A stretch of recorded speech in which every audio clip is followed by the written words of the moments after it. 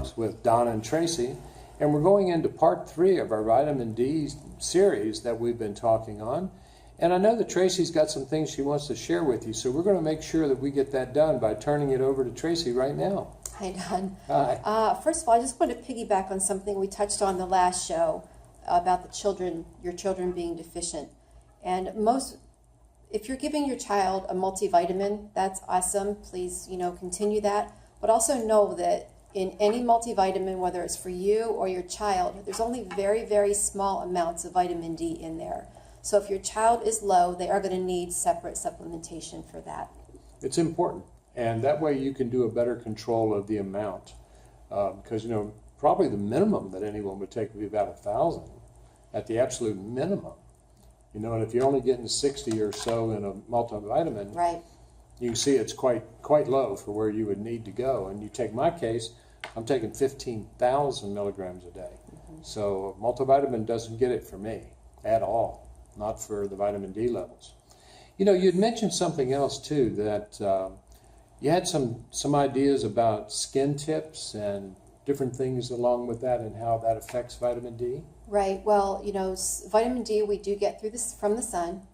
It's produced in our skin. Mm-hmm. But there's many things that we do to our skin that prevent that from happening. Oh.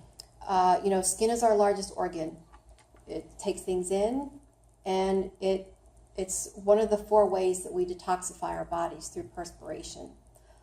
Some of the store-bought products that we use on our skin, if you buy a lotion from, sorry to say, but any drugstore or any of the brand names at the grocery store, and you're using that on your skin, the first ingredient is a petroleum product. You're going to see petroleum, petrolatum, something along those lines. Mm-hmm.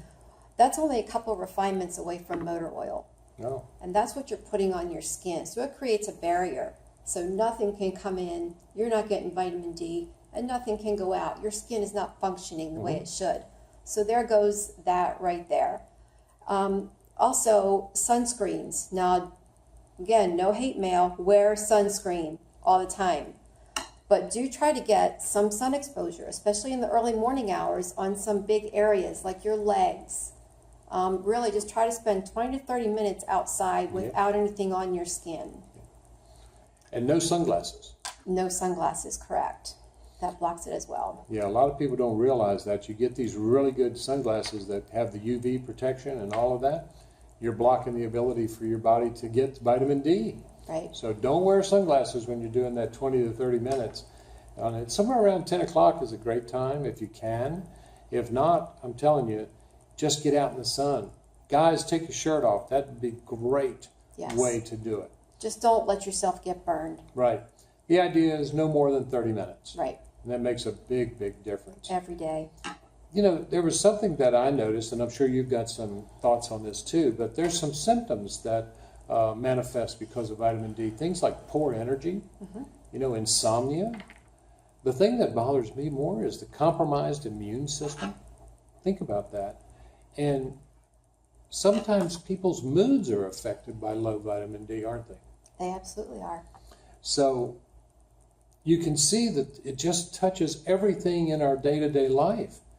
And, as we had stated early on, you want to make sure that you get your blood checked for vitamin D before you just arbitrarily start taking it, which is the worst thing you can do, because too high vitamin D can be just as bad for you as too low.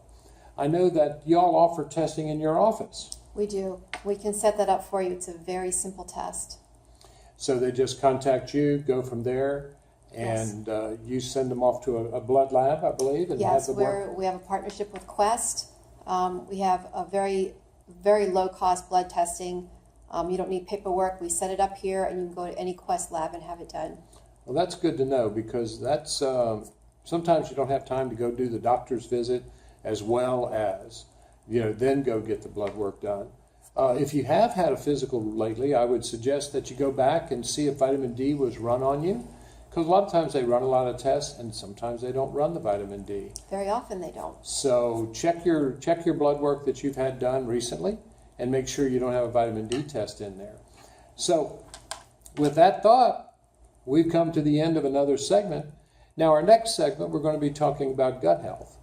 And I'm looking forward to getting into that with Tracy and finding out what we can let you know about your gut health. Well, this has been Health Talks with Don and Tracy, and I'm going to let Tracy give you her contact information, and I'll give you mine. Tracy? I can be reached at 210-818-3278 or at alivehealthtx@gmail.com. And my number is 210-241-3282 or enzymesorders@gmail.com. Again, this has been Health Talks with Don and Tracy, and we'll see you next week. Bye, everyone. Bye-bye.